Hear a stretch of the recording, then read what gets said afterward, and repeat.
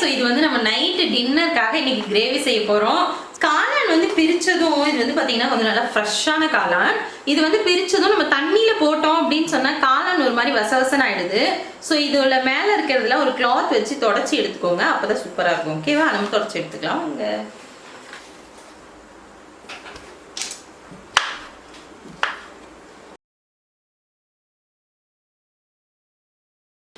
Okay மக்களே, மஷ்ரூமுக்கு தேவையான கொஞ்சம் வெங்காயம், பச்சை மிளகாய், இது இஞ்சி பூண்டு பேஸ்ட், இது எல்லாத்தையுமே எடுத்து வச்சுட்டேன். இப்போ நம்ம எப்படி தாளிக்கிறதுன்னு வாங்க பார்க்கலாம்.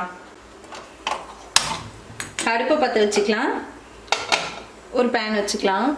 தேவையான அளவு கடலை எண்ணெய், கடுகு, கடுகு பொரிஞ்சதும் 2 பட்டை, கொஞ்சமாக சோம்பு, 4 கிராம்பு, கொஞ்சமாக கருவேப்பிலையும் பச்சை மிளகாயும் சேர்த்துக்கலாம். வச்சிருக்கேன் வெங்காயம். வெங்காயம் நல்லா கொஞ்சம் பொன்னிறமாக வதங்கட்டும். ஸோ இந்த கேப்பில் வந்து பார்த்தீங்கன்னா ஒரே ஒரு தக்காளி 4-3 கட் பண்ணி போட்டிருக்கேன். நம்ம மிக்சியில் அரைச்சிட்டு வந்துடலாம். 1 ஸ்பூன் வந்து இஞ்சி பூண்டு பேஸ்ட்டு,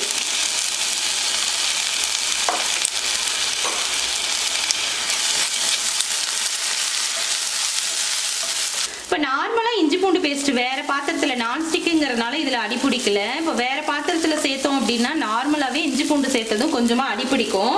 ஸோ அந்த மாதிரி அடி பிடிக்கக்கூடாதுன்னு நினச்சிங்கன்னா லைட்டாக வந்து உப்பு சேர்த்துக்கோங்க. இஞ்சி பூண்டு இப்போ எந்த பாத்திரமாக இருந்தாலும் அதில் ஒட்டவே ஒட்டாது. இப்போ வந்து அரைச்சி வச்சுருக்க தக்காளியும் அப்படியே சேர்த்துக்கலாம்.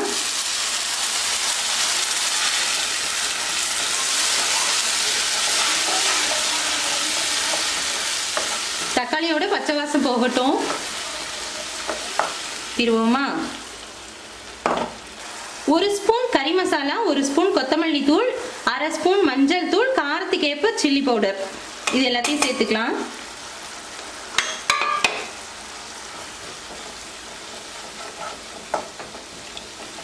இந்த மசாலோட பச்சை வாசம் போகிற அளவுக்கு வதக்கிக்கலாம். இந்த மசாலோட பச்சை வாசம் போக நல்லா வெந்துடுச்சா, இப்போ நம்ம வந்து சுத்தம் பண்ணி கட் பண்ணி வச்சிருக்கேன் காளானை சேர்த்துக்கலாம். காளான் வந்து போட்ட உடனே லைட்டாக தண்ணி விடும். மசாலோட பெரட்டி விட்டு லிட் வச்சு க்ளோஸ் பண்ணிக்கலாம்.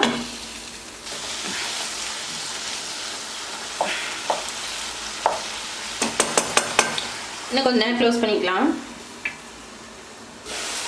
ஓகே, பார்த்தீங்கன்னா நல்லா வந்து மஷ்ரூம் ஓரளவுக்கு நல்லா சுருண்டு வந்திருக்கு. மஷ்ரூமில் இருக்கிற தண்ணி எல்லாம் வெளியே வந்துருச்சு. ஸோ இப்போ வந்து நம்ம கொஞ்சமாக தண்ணி சேர்த்து வேக வச்சுக்கலாம்.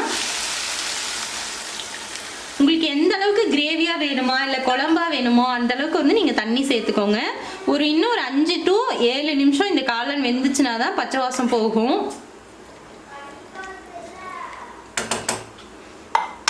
ஸோ இந்த டைம் தேவையான அளவு உப்பு சேர்த்துக்கலாம்.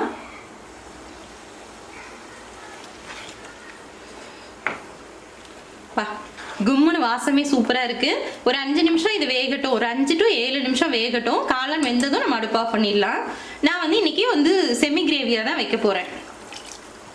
நல்லா வெந்து வந்திருக்கு, நல்லா செமி கிரேவியாக இருக்குது. நான் வந்து இன்றைக்கி ரைஸுக்கு சாப்பிட்றதுனால இந்த அளவுக்கு வைக்கிறேன். நீங்கள் இதையே தோசை, இட்லி, சப்பாத்தி கூட எது கூட வேணாலும் நீங்கள் சாப்பிட்லாம். சூப்பராக இருக்கும். இது மேலே கொஞ்சம் மல்லி இலை தூவி இறக்கிடலாம்.